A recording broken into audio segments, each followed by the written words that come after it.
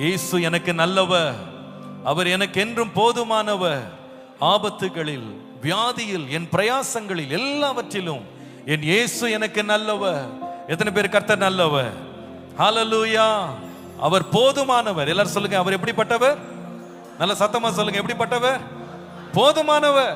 அவர் ஒருவராக நின்று காரியங்களை எல்லாம் நமக்காய் செய்து முடிக்கிறவர். அவரை நல்ல விடுதலையோடு இன்றைக்கு கொஞ்ச நேரம் ஆராதிச்சு இந்த ஆராதனை நாம் நிறைவு செய்ய போகிறோம். எந்த இயேசு எனக்கு நல்லவர், அவர் என்றென்றும் போதுமானவர். ஆபத்துகளில், வியாதிகளில், என் பிரயாசங்களில் எப்பொழுதும் எனக்கு போதுமான தேவன். நல்ல விடுதலையோடு எல்லாரும் எழுப்பி நிற்க முடிச்சவங்க எல்லாம் எழுப்பி நில்லுங்க. முடியாதவங்க உட்காந்துக்கிட்டு ஒன்றும் பிரச்சனை இல்லை.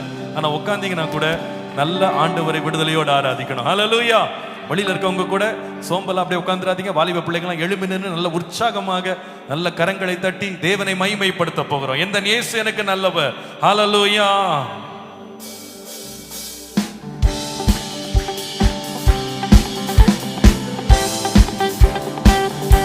சேர்ந்து சொல்வோம், எந்த இயேசு எனக்கு நல்லவர், அவர் என்றென்றும் போதுமானவர்.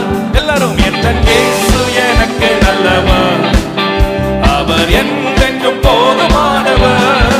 ஆபத்தில், வியாதியில், என் பிரயாசைகளில் என்றுமே அவர் போதுமானவர்.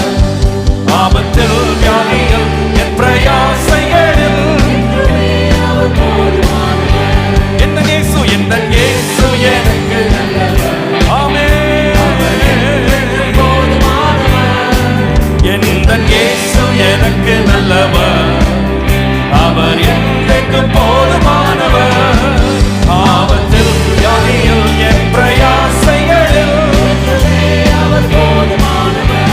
ஆமென். ஆபத்தில், வியாதியில், என் பிரயாசைகளில் அவர் போதுமானவர். கரங்களை தட்டி சொல்வோம், அவர் ஆதியும் அந்தமுமே, தெய்வ ஸ்நேகத்தின் பிறப்பிடமே.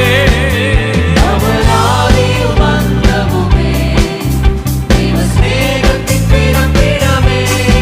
10,000களில் மிக சிறந்தவரே, துதிக்கப்படத்தக்கவரே.